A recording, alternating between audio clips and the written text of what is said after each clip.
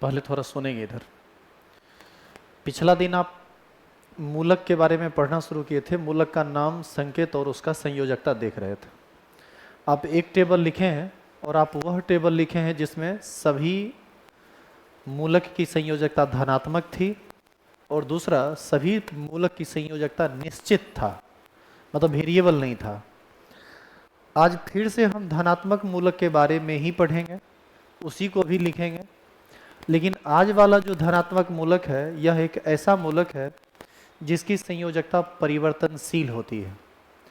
मतलब सोडियम की संयोजकता हमेशा +1 होती है, लेकिन आयरन की संयोजकता +2 भी होती है और +3 भी होती है।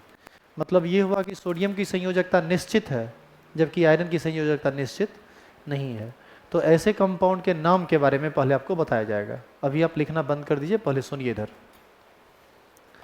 जैसे लिखा हुआ है बेसिक और electropositive radical with variable valency. इसमें जितना भी एलिमेंट आएगा सबका वैलेंसी कैसा है? वेरिएबल। सब दो अलग अलग तरह का वैलेंसी शो करता है। जैसे देखो, तत्व आयरन का सिंबल क्या होता है? Fe। Fe का नाम आप फेरस और फेरिक दोनों लिखते हैं। तो फेरस कब लिखते हैं? जब आयरन पर +2 चार्ज हो, और फेरिक कब लिखते हैं? जब आयरन पर +3 चार्ज हो। तो ऐसी स्थिति में यदि, इधर देखिएगा सभी लोग, ऐसी स्थिति में यदि आपसे कोई पूछे कि Fe का नाम क्या है तो आप बोलेंगे आयरन। लेकिन यदि आपसे कोई पूछ दे कि Fe2+ का नाम क्या है, तब आप इसको आयरन नहीं कहेंगे। क्या बोलेंगे इसको? तब हम बोलेंगे इसको फेरस आयन, क्योंकि फेरस में ही इसका वैलेंसी +2 है। और यदि Fe3+ का नाम पूछ दे तो तब इसको बोलेंगे फेरिक। दूसरी बात, फेरस को एक और नाम से जाना जाता है। क्या नाम है वो? आयरन 2। तो आप इसको फेरस बोल दीजिए, नहीं तो आयरन 2 आयन बोल दीजिए, दोनों चलेगा। इसको फेरिक बोल दीजिए या आयरन 3 बोल दीजिए, दोनों चलेगा। क्या बात समझ में आ गई? अब सुनिए, आयरन का वैलेंसी +2 +3। एक बार देखो नाम है फेरस, एक बार नाम है फेरिक।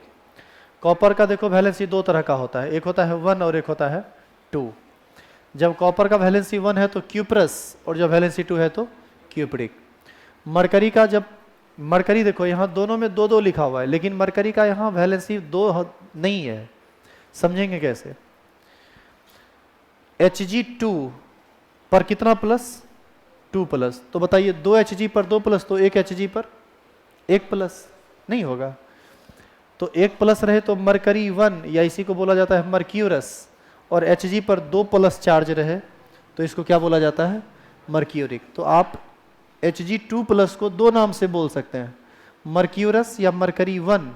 और नहीं तो जब Hg पर 2+ चार्ज है तब बोलेंगे मर्क्यूरिक या मरकरी 2। समझे? इसमें थोड़ा सा देखो, उस दोनों से ना ये थोड़ा अलग है। अलग क्या है इसको और थोड़ा बढ़िया से समझिए।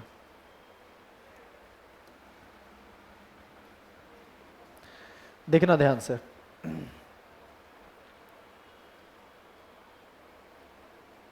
शुरू करें बताना। देखो, आयरन का वैलेंसी दो तरह का था, +2 भी और +3 भी। कॉपर का वैलेंसी दो तरह का है, +1 भी और +2 भी। उसी प्रकार मरकरी का भी वैलेंसी दो प्रकार का है, +1 भी और +2 भी। लेकिन जब +1 रहता है ना तो डायरेक्ट Hg+ नहीं लिखा जाता है। ये एक एक्सेप्शनल आयन है जिसको लिखा जाता है इस रूप में, ऐसे 2 Hg को एक साथ करके लिखा जाता है। 2 Hg एटम आपस में कोवैलेंट बॉन्ड के द्वारा जुड़ा रहता है, दोनों पर एक एक पॉजिटिव चार्ज रहता है। तो बताइए, तो इसको यदि हम एक साथ करके लिखेंगे तो कैसे लिखाएगा? Hg2 2+, यही है ना। तो भले वहां पर +2 चार्ज आपको दिख रहा है, लेकिन वास्तव में एक Hg पर केवल एक चार्ज है। इसको बोला जाएगा मर्क्यूरस। और जब मरकरी बोलना होगा तब ये ठीक है, तब आप लिख सकते हैं Hg2+। एक मरकरी एटम, उस पर 2 पॉजिटिव चार्ज। तो यहाँ पर Hg पर कितना चार्ज है? +2। और यहाँ पर एक Hg पर कितना चार्ज है? +1। इसको बोलेंगे मर्क्यूरस, इसको बोलेंगे मर्क्यूरिक। इसको बोलेंगे मरकरी 1, इसको बोलेंगे मरकरी 2। जितने एलिमेंट की वैलेंसी अलग अलग तरह की है उसमें एक वैलेंसी अधिक है और एक वैलेंसी कम है। जैसे आयरन का वैलेंसी +2 भी है और आयरन का वैलेंसी +3 भी है।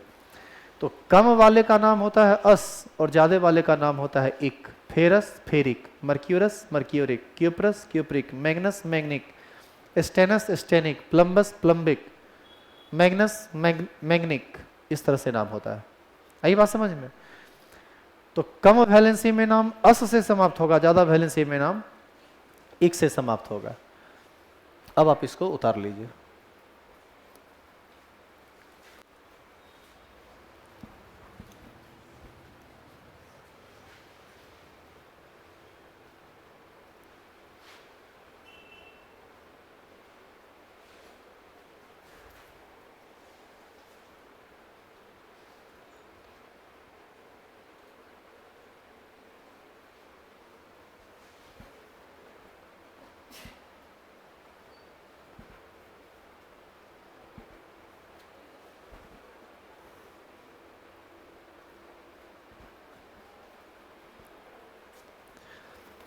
जब तक ये टेबल पूरा हो नहीं जाता है तब तक आगे का काम रुका हुआ रहेगा, इसीलिए थोड़ा इसको जल्दी से उतार लीजिए।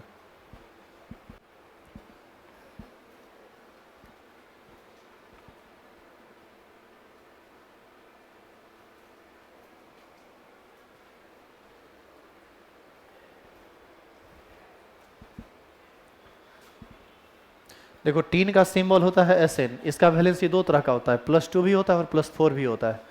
एक बार कहलाता है ये स्टेनस और एक बार कहलाता है स्टेनिक। तो वेरिएबल वैलेंसी वाला बस इतना ही है। देखो कितना एलिमेंट है वेरिएबल में, देख लो तो। Iron 1, copper 2, mercury 3, tin 4, manganese 5 और लेड 6, बस यही है।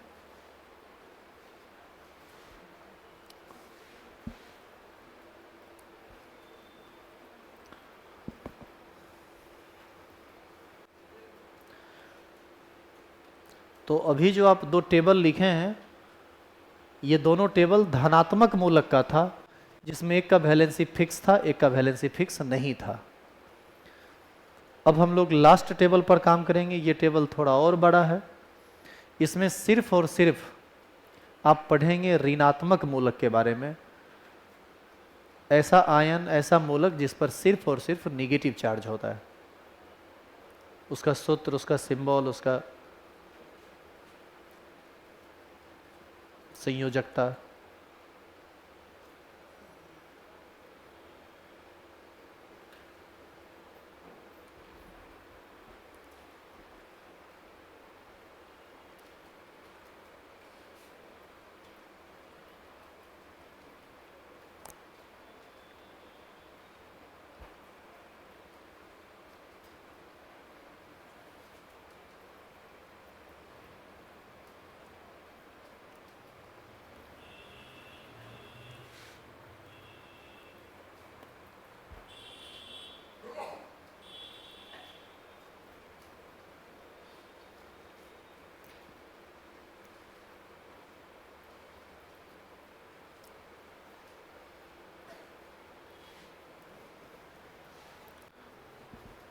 टेबल चेंज कीजिए और हेडिंग पहले डालिए electronegative radical with fix valency, या फिर आप इलेक्ट्रोनिगेटिव रेडिकल को ही एसिडिक रेडिकल भी बोला जाता है।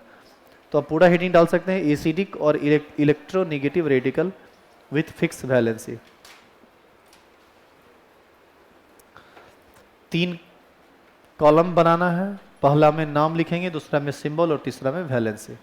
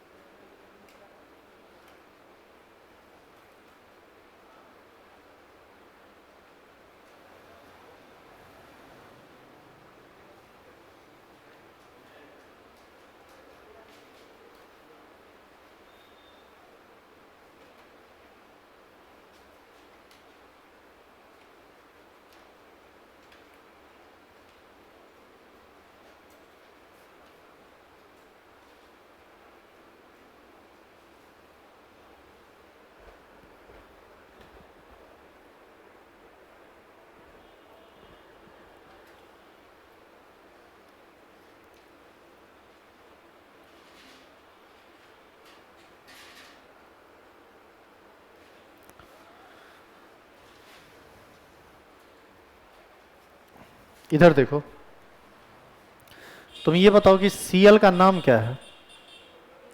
Cl किसका संकेत है? क्लोरीन का। क्लोराइड नहीं है ये, क्या है ये? क्लोरीन। इसको क्लोराइड कब कहेंगे? इसको क्लोराइड कहेंगे तब जब इस पर एक माइनस चार्ज आ जाए, यानी Cl को बोलेंगे क्लोरीन, जबकि Cl माइनस को बोला जाएगा क्लोराइड आयन। क्या नाम होगा? क्लोराइड। तो देखिए नाम है क्लोराइड Cl और वैलेंसी लिखा हुआ है 1। अब चूंकि ये इलेक्ट्रोनिगेटिव है तो वो सब का सब वैलेंसी कैसा होगा? निगेटिव। तो ये बार बार लिखने की जरूरत नहीं है। जैसे देखो, अभी रुक जाओ, थोड़ा सा देख लो, उसके बाद धड़क से उतार लेना सब। ये टेबल पड़ा है इस पर। अब इधर देखो, वैसे तो इसका नाम क्लोरीन है, इसका नाम फ्लोरीन, इसका नाम ब्रोमीन, इसका नाम आयोडीन, इसका नाम ऑक्सीजन और इसका नाम सल्फर, लेकिन यह नाम है इसके एटॉमिक फॉर्म का, जब ये एटम के रूप में है तब। लेकिन यदि तुम इसके वैलेंसी के बराबर इस पर आवेश दे दो, यानी इस पर -1, इस पर -1, इस पर -1, इस पर -1, इस पर -2, इस पर -2, जो इसका वैलेंसी होता है, तो ऋणायन बनने के बाद इसका वो नाम नहीं होता है जो सिंबल का नाम होता है, जो सिंपल एटम का नाम होता है, नाम बदलता है। जैसे Cl minus chloride, F minus fluoride, Br minus bromide, I minus iodide, O2 minus oxide, S2 minus sulphide. समझ रहे हैं?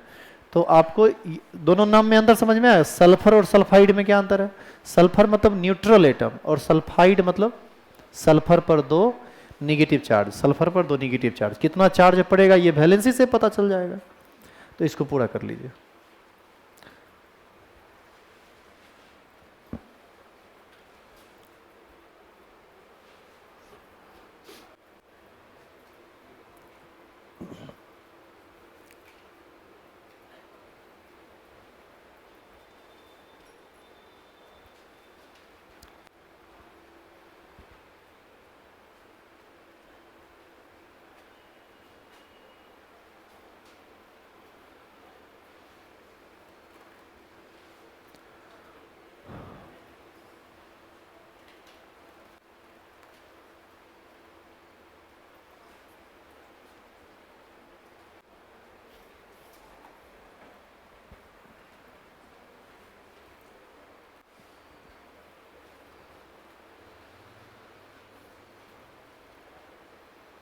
हो गया? ये पूरा कर लिए सभी लोग? कुछ लोग लिख रहे हैं, थोड़ा जल्दी जल्दी लिख लो बाबू।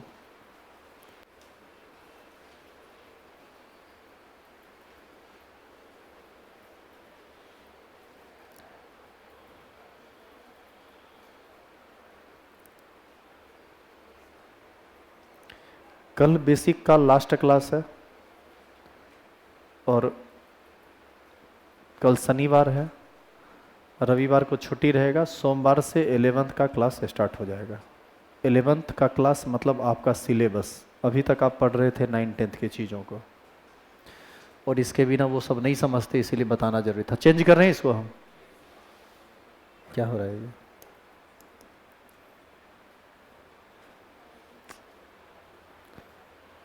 तो बार बार ये नाम बार बार नहीं लिखना है, उसी टेबल को आप आगे बढ़ाइए।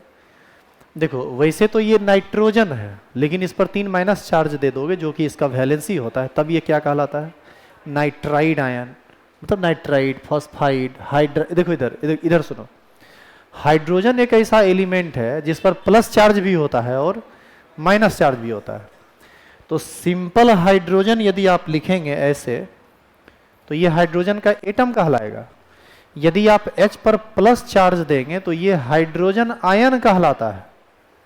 पॉजिटिव चार्ज में जो सिंबल होता है वही उसका नाम होता है। जैसे सोडियम का ये सिंबल है, और यदि Na प्लस दे दें तो इसका नाम sodium ion. Sodium sodium ion, hydrogen hydrogen ion. लेकिन इसका नाम क्या है? क्लोरीन। इसका नाम क्लोरीन आयन नहीं है, इसका नाम क्या है? Chloride ion. ये निगेटिव वाला में अंतर होता है। तो हाइड्रोजन तीनों तरह का होता है, न्यूट्रल भी, पॉजिटिव भी और निगेटिव भी। इसको हम लोग बोलते हैं हाइड्राइड आयन। क्या बोलते हैं?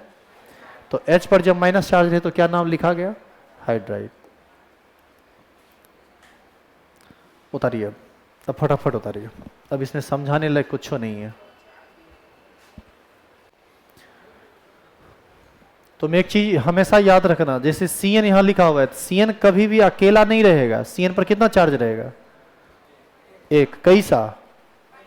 यदि तुम कहीं पर ऐसे लिख दोगे ना, जैसे मान लो ये तो टेबल बना रहे हो तब ना, कहीं किसी जगह पर तुम लिख दिया सी एन, ये गलत है। सी एन सही कब है? जब हम इस पर दिखाएंगे कितना चार्ज, -1, या फिर डायरेक्ट लिख दें सी एन माइनस।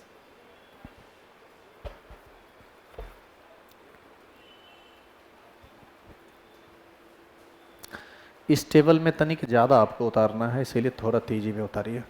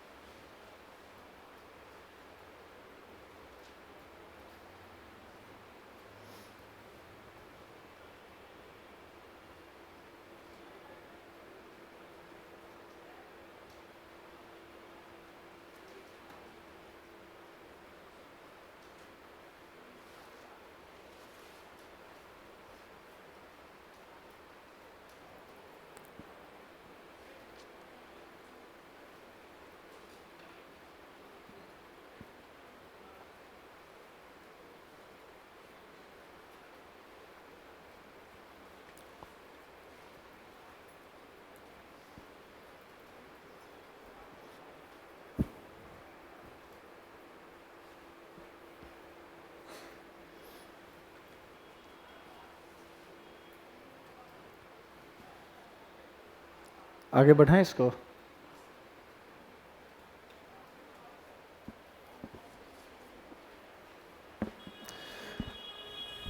जैसे देखो सल्फेट आयन, सल्फेट का फॉर्मूला क्या होता है? SO4, valency -2। आप लोग देखते होंगे SO4 पर हमेशा कितना माइनस देते हैं? 2 माइनस।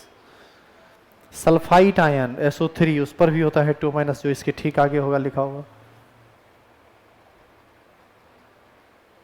उतारिए आगे। जैसे फॉस्फेट PO4 3 माइनस होता है। तो यहां पर हम चार्ज नहीं लिखे, बगल में वैलेंसी के रूप में चार्ज को लिख दिए। जब भी आप PO4 लिखेंगे तो उस पर 3 माइनस आएगा।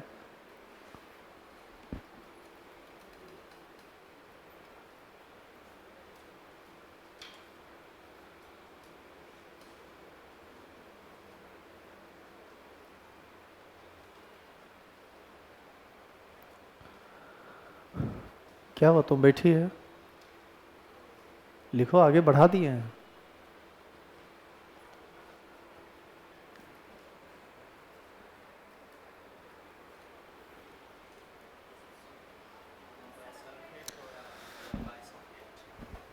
यहां पर एक स्पेलिंग एरर है। सल्फेट, सल्फाइट ये ठीक है, बाई सल्फेट ये एल छूट गया है, इसका स्पेलिंग गलत है, इसको लिख लीजिएगा इसे।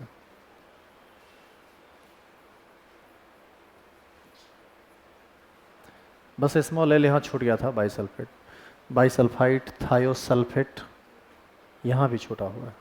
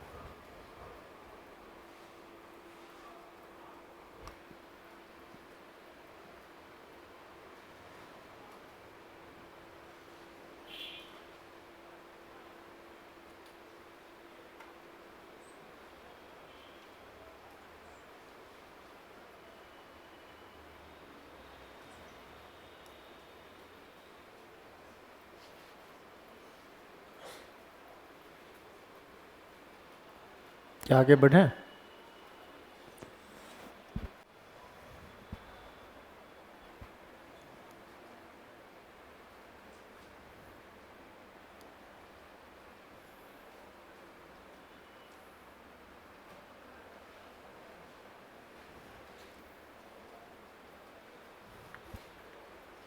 इसको आगे बढ़ा दिए हैं, लिखिए आगे।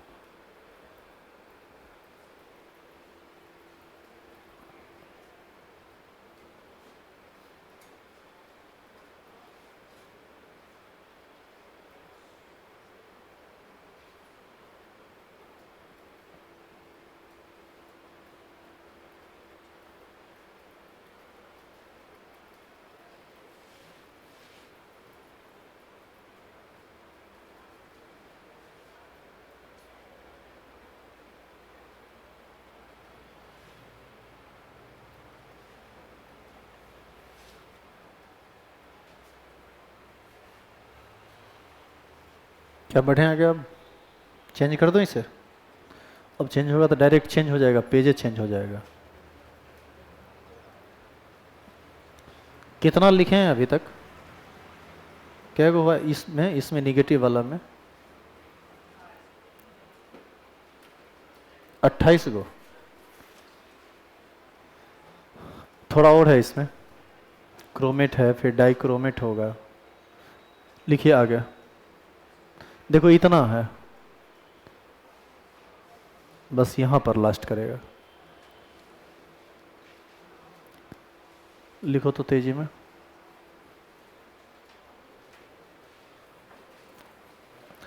Dichromate, manganate, permanganate, zincate, silicate, aluminate, meta aluminate, stannate, arsenite, arsenate.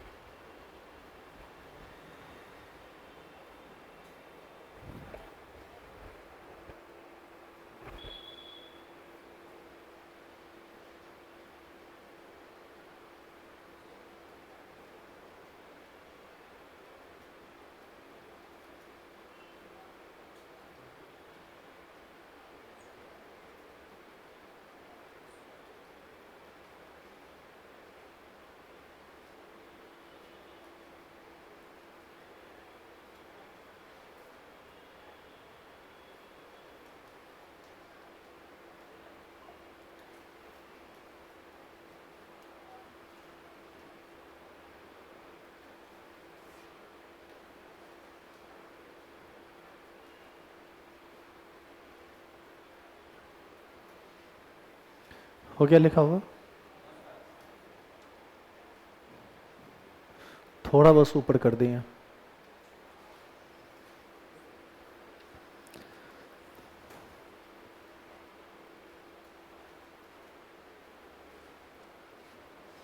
नाम, फॉर्मूला और संयोजकता साथ साथ लिखते चलिए। ये नहीं कि पहले एक लाइन उतार लेते हैं तब दूसरा लाइन उतारेंगे। वैसे में को ऊपर नीचे होगा, सब गड़बड़ा जाएगा।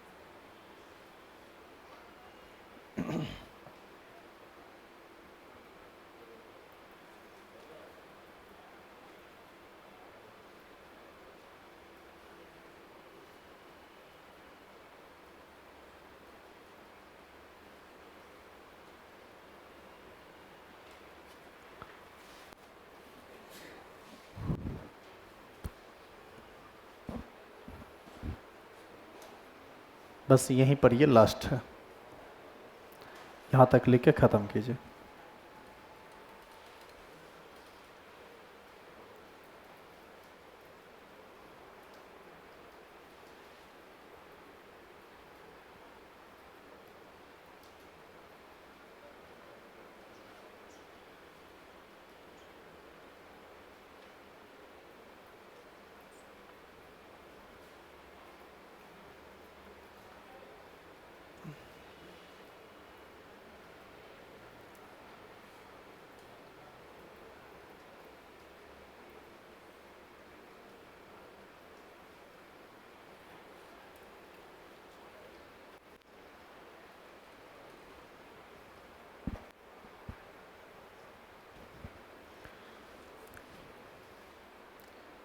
पूरा कर लिए।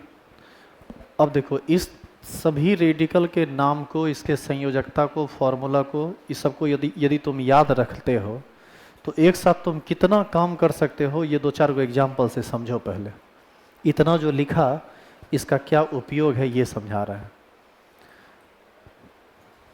आप याद कीजिए, आप हेडिंग डाले हुए हैं formation of compound by the help of radical, ऐसा ही ना लिखे हैं, मूलक की मदद से यौगिक का निर्माण।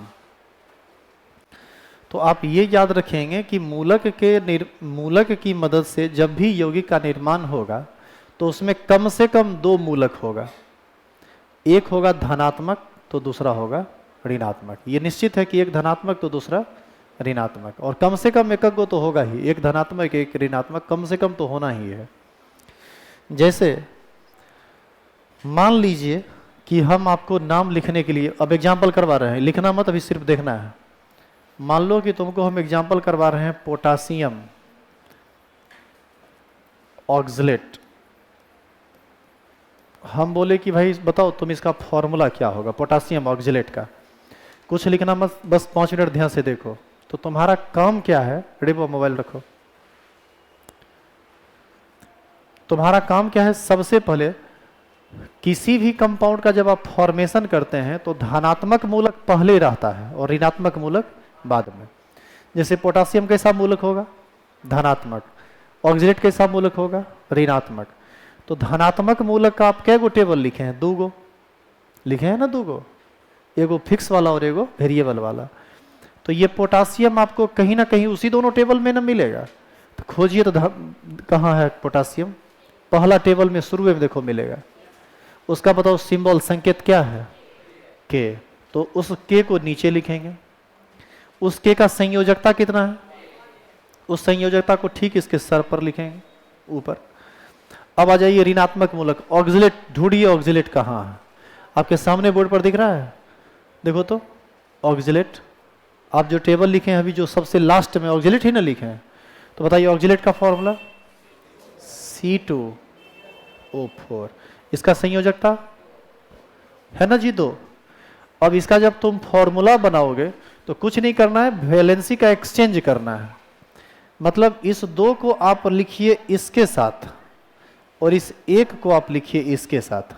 तो 1 यदि रहे तो उसको लिखने का जरूरत नहीं है। तो बताइए क्या फॉर्मूला बनेगा, इसका फॉर्मूला बनेगा K2C2O4 का होल 1 तुम चाहते हो तो लिख सकते हो, लेकिन यदि तुम 1 नहीं भी लिख रहे हो तो 1 ही रिप्रेजेंट होगा। क्या आई बात समझ में? तो ये इसका सही तरीका है। या इसी को हम चाहें तो लिख सकते हैं K2C2O4। तो बताओ ये किसका फॉर्मूला हुआ? Potassium oxalate. समझ में आ गया बात? एक उदाहरण लो, ये जो जैसे लिखा हुआ है वैसे लिखो। टेबल से आगे बढ़िए और लिखिए एग्जाम्पल।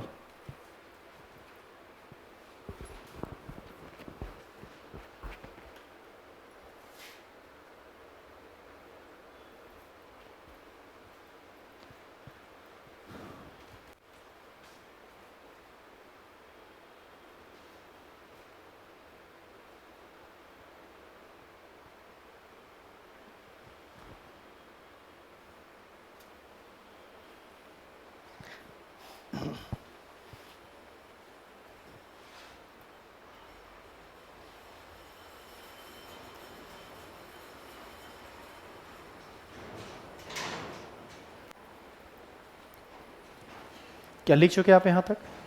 पूरा हो गया ना ये? अब अगला लिखेंगे, अगला एग्जाम्पल।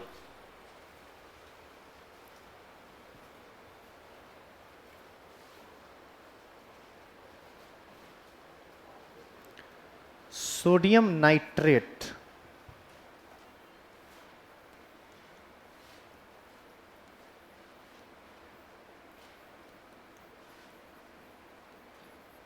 चलो इसका अपने से लिखो तो। अब यदि कल क्लास किए होगे, कल वाला टेबल सब लिखा हुआ है तो तुमको मिल जाएगा। सोडियम का सिंबल ढूंढो। सोडियम का सिंबल तो सब जानता है, क्या होता है? एन। संयोजकता कितनी? 1। नाइट्रेट ढूंढो। नाइट्रेट कहाँ मिलेगा तुमको? निगेटिव रेडिकल में ना, पीछे वाला रेडिकल में। नाइट्रेट ढूंढिए कहाँ है।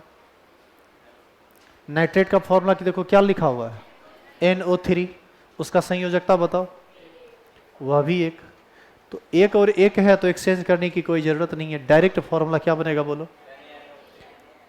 NaNO3। अच्छा एक चीज और, इधर देखिए। इसमें ना हम एक चीज बताना भूल गए जो बहुत इंपॉर्टेंट है। अब देखो, रेडिकल से बना हुआ, मूलक से बना हुआ कोई भी यौगिक जब टूटता है तो फिर वो मूलक में ही टूटता है। फिर से सुनिए क्या बोले, मूलक से बना हुआ कोई भी यौगिक जब टूटता है तो वह पुनः किस चीज में बदलता है? मूलक में। जैसे यदि आपसे कोई पूछे कि बताओ K2SO4 कैसे टूटेगा, तो इसमें पहले तुमको ढूंढना पड़ेगा मूलक को। बताओ इसमें कौन कौन मूलक है? एक मूलक है पोटासियम और दूसरा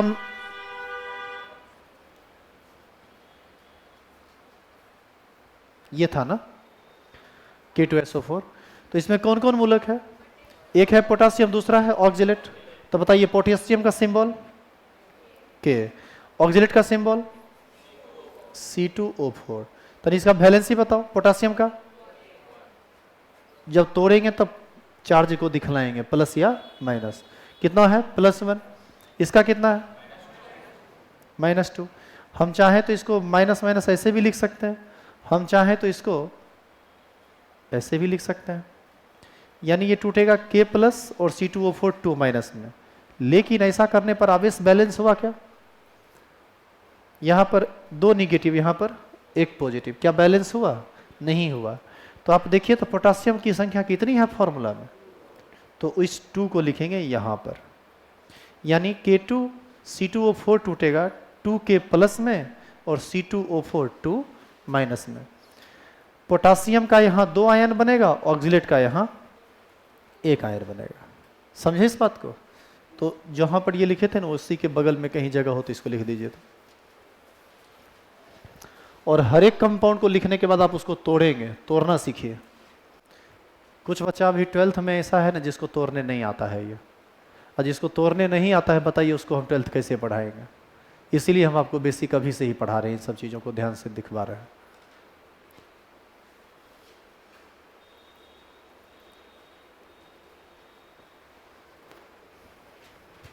तो इसी प्रकार उसको भी तोड़ो तो जो तुम अभी बनाया। बताओ NaNO3 कैसे टूटेगा?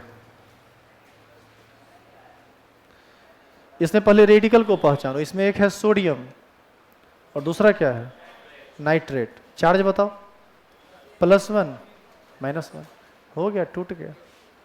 एक आयन सोडियम का, एक आयन नाइट्रेट का, यही बनेगा ना। अच्छा यहाँ बताइए, तो यहाँ पर टोटल आयन क्या गो है, 2 गो, एक सोडियम का एक नाइट्रेट का। अच्छा यहाँ पर टोटल आयन क्या गो है, यहाँ पर टोटल टूटने के बाद 3 गो है। पोटासियम का क्या गो, 2 गो, और ऑक्जेलेट का 1 गो। तो ये काम अब कर लोगे तुम, ये लिख चुके हो तुम लोग। चलो लिखो तो, कैल्शियम ऑक्साइड,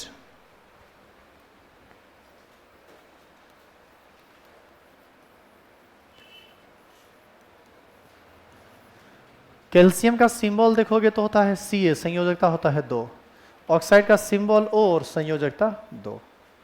बताइए क्या कंपाउंड बनेगा।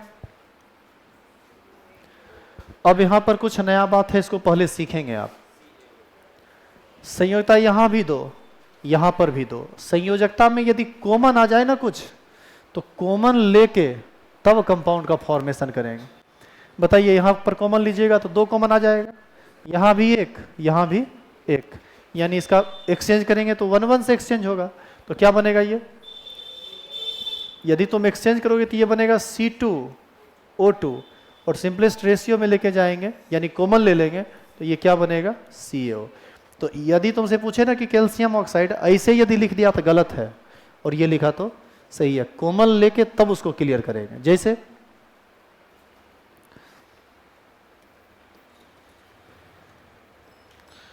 एस्टेनिक ऑक्साइड,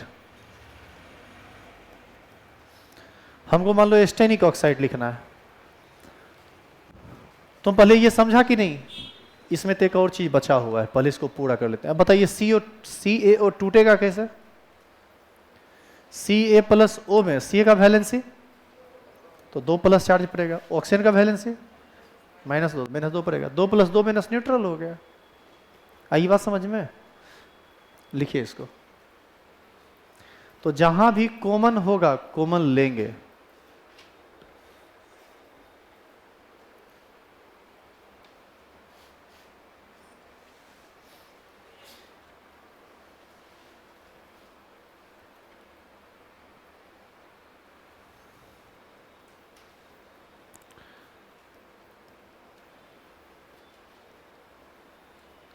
अगला है एस्टेनिक ऑक्साइड या एस्टेनिक क्लोराइड।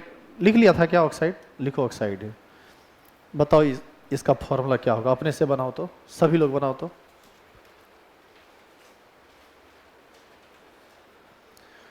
पहले तुम पॉजिटिव रेडिकल में ढूंढो एस्टेनिक कहाँ है, उसका सिंबल क्या है, उसका वैलेंसी क्या है, फिर एक्सचेंज करके लिखो।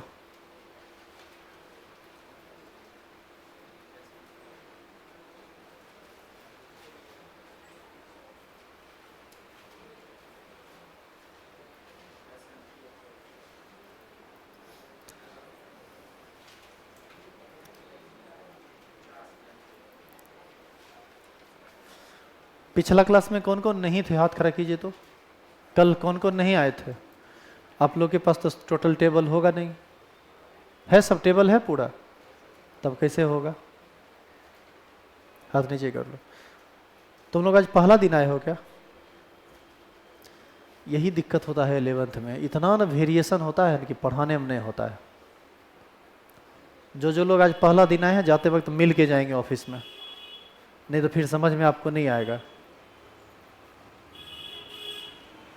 क्या फॉर्मूला बना बताओ। सबसे पहले तुम एस्टेनिक को खोजोगे ना, तो ये एक्चुअल में तुमको मिलेगा टीन में, टीन। आप खोज देखिए तो वेरिएबल वैलेंसी वाला जो आज आप लिखे हैं, आज जो पहला टेबल आप लिखे हैं उसको ढूंढिए, उसमें टीन देखो है लिखा हुआ, 6 गो में एगो टीन है। उस टीन को ही, टीन का सिंबल होता है Sn, और उसका नाम आयन के रूप में 2 होता है, एक होता है स्टेनस और एक होता है एस्टेनिक। स्टेनस में 2 वैलेंसी होता है और एस्टेनिक में 4। तो इसका नाम जब लिखा, सिंबल जब पड़ेगा तो Sn इसके सर के ऊपर पर लिखाएगा कितना, 4। और ऑक्साइड का वैलेंसी सिंबल O और वैलेंसी 2। आप ये बताइए कि क्या यहाँ पर कॉमन नहीं होगा, यहाँ भी कॉमन होगा। कितना कॉमन होगा, दो। तो आप इसको एक्सचेंज जब करेंगे तो ये बनेगा SN2O4, लेकिन जब दो कॉमन ले लीजिएगा सिंपलेस्ट रेशियो में तो इसका फॉर्मूला होगा SnO2। आ गई बात समझ में? अब बताओ ये टूटेगा कैसे? इसको हम एक्सचेंज किए हैं, तो इसका ये मतलब है कि सब दो दो रहे तभी जरूरी नहीं है कॉमन होगा, दो चार है तो भी कॉमन होगा, तीन नौ रहेगा तब तीन कॉमन होगा। दोनों में जो है उसको कॉमन लेके जो बचे उसको लिखना है। बताइए ये टूटेगा कैसे SnO2? Sn में और ऑक्सीजन में, Sn का वैलेंसी +4 तो +4, ऑक्सीजन का वैलेंसी -2। अब देखिए तो ऑक्सीजन क्या को है? अब बताइए एक ऑक्सीजन पर 2 माइनस तो 2 ऑक्सीजन पर 4 माइनस, एक Sn पर 4 प्लस 4 माइनस 4 माइनस, एक न्यूट्रल कंपाउंड बनाएगा कि नहीं बनाएगा? क्या आपको समझ में आया कि कंपाउंड कैसे बनता है? इसमें दिक्कत तो नहीं है? लिख लीजिए इसको।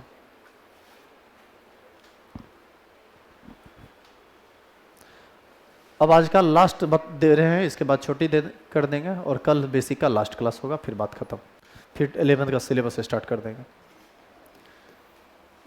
चलो फटाफट लिखो तो। फेरस क्लोराइड और दूसरा फेरिक क्लोराइड, फॉर्मूला लिखिए फिर तोड़िए, बताइए कैसे टूटता है।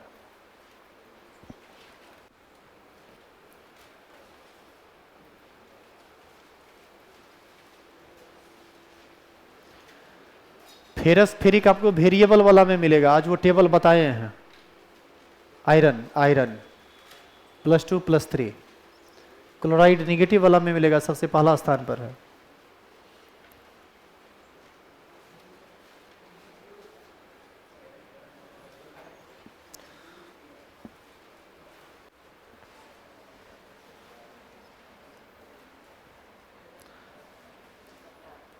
फेरस का वैलेंसी 2, क्लोराइड का वैलेंसी 1, एक्सचेंज होगा तो क्या बनेगा? FeCl2। और ये टूटेगा कैसे? Fe2 प्लस में और 2Cl माइनस में। Ferric Fe valency 3, chloride 1, compound बनेगा FeCl3, टूटेगा कैसे? Fe3 प्लस में और 3Cl माइनस में। एक क्वेश्चन लिखिए तो, ऑब्जेक्टिव क्वेश्चन।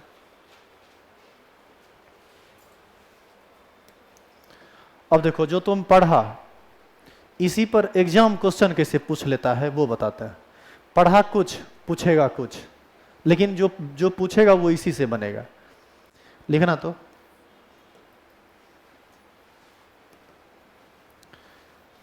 लिखिए एल्युमिनियम सल्फेट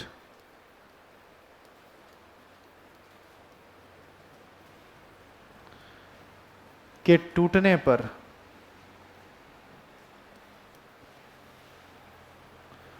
कुल कितना आयन प्राप्त होगा? Option A 3, B 4, C 5, D none of this. बनाइए सभी लोग।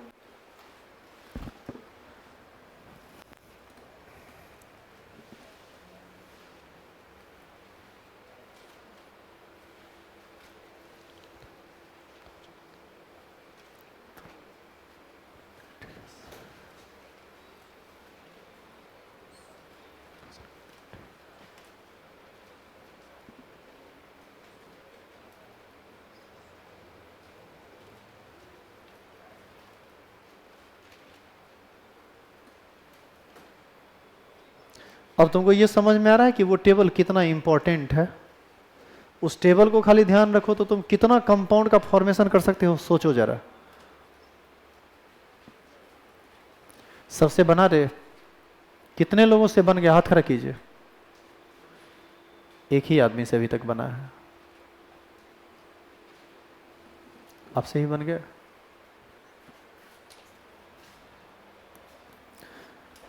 चलो बताओ, अल्युमिनियम का सिंबल Al, वैलेंसी 3, सल्फेट का सिंबल SO4, वैलेंसी 2। यहां पर कॉमन भी होगा, यहां कॉमन नहीं होगा, डायरेक्ट एक्सचेंज कर दो, बताओ क्या बनेगा? Al2SO4 का होल 3। अब यदि हम इसको तोड़ें तो कैसे टूटेगा? अल्युमिनियम की संख्या कितनी है? 2, तो 2 को अल्युमिनियम में टूटेगा। अल्युमिनियम का वैलेंसी कितना? +3। और 3 को सल्फेट में टूटेगा। सल्फेट का वैलेंसी कितना? -2। अब बताइए, 2 तिया 6, 3 दूना 6, 6 + 6 माइनस, कुल क्या को आयन मिला? 2 गो अल्युमिनियम का और 3 गो सल्फेट का, तो कुल आयन, टोटल आयन, आयन जब भी गिनिए तो इससे 2 + 3 = 5। कौन सा ऑप्शन सही है? C number. अब देखिए, वही चीज पढ़े, वही चीज से क्वेश्चन आया, एक तरफ से सब फंस गए, तो यही सीखने का चीज है। चलिए अब तनी सुनिए कि आप क्या पढ़े या क्या सीखे। एक बात बताओ, आप निकालो तो टेबल, धनात्मक मूलक का सबसे पहला क्या लिखे हो? सोडियम। हम एक तरफ सोडियम को फिक्स कर देते हैं। अब सोडियम लिख लिए, अब तनी निगेटिव वाला निकालो तो सबसे पहला क्या है? क्लोराइड। तो सोडियम को क्लोराइड के साथ जोड़ोगे तो सोडियम क्लोराइड। दूसरा क्या है? नहीं नहीं नहीं नहीं नहीं, सोडियम उधर पॉजिटिव वाला में नहीं, निगेटिव वाला में फ्लोराइड। क्लोरीन का के साथ जोड़ा तो NaCl, फ्लोरीन के साथ जोड़ेंगे तो NaF। अगला ब्रोमाइड, NaBr, आयोडाइड NaI, उसके बाद ऑक्साइड। ऑक्साइड है तो इसका तो वैलेंसी 2 होता है, और इसका एक एक्सचेंज होगा तो क्या फॉर्मूला बनेगा? Na2, यानी सोडियम ऑक्साइड। तुम समझ रहे हैं कि हम क्या कह रहे हैं तुमको? धनायन लिया एक, और उस एक को फिक्स करके अलग अलग जितना ऋणायन तुमको हम बताए, सब पर ना कंपाउंड बनेगा। तो बनाइए, बताइए तो एक सोडियम से कुल क्या को कंपाउंड बनेगा? जितना नेगेटिव रेडिकल होगा उतना, गिनो क्या को नेगेटिव रेडिकल है? कोई नंबरिंग किया था ना? कितना नेगेटिव रेडिकल है? गिन के बताओ। 47।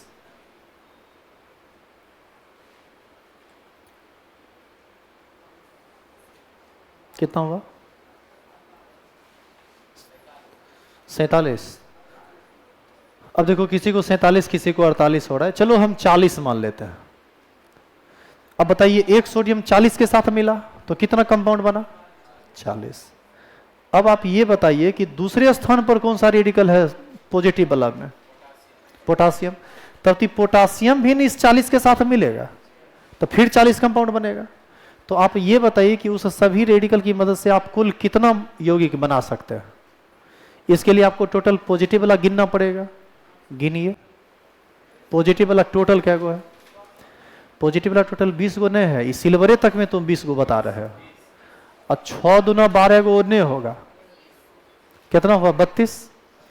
अब बताओ कि 1 से बना 40, तो इसको 32 से गुना कर दो, तुम इतने कंपाउंड का ना फॉर्मेशन तुम कर सकते हो। तो होमवर्क दे दें कल इतना बना के लाने के लिए। देखो, कुछ लोग समझ ही नहीं पा रहा है कि हम एक्चुअल में कह क्या रहे हैं। तुम पकड़ पा रहा है कि हम क्या बोल रहे हैं? तो ये काम करना नहीं है घर पर, हम बस तुमको डरा रहे थे। और डरा क्या रहे थे? हम तुमको ये बता रहे थे कि तुम इस एक 1.5 पेज को मेंटेन कर लो तो तुम इतने सारे कंपाउंड को कर सकते हो, और ये बहुत हाई लेवल तक की बात है, इससे ज्यादा कंपाउंड की तुमको जरूरत ही नहीं पड़ेगी। टेलीग्राम चैनल से कितने लोग जुड़ चुके हैं? हाथ रखिए बढ़िया से। 1 2 3 4 5 6 7 8 9 10 11 12 13 14 15 16 17। एक्चुअल में टेलीग्राम से यदि जुड़े हैं तो हम होमवर्क देंगे वहां, चूंकि PDF में जाएगा होमवर्क, तो करके आओगे? आओ, कल इसका हम लास्ट क्लास करते हैं। जिनका क्लास पहला है आज, ऑफिस में मिल के जाइए, ऐसे मत जाइए।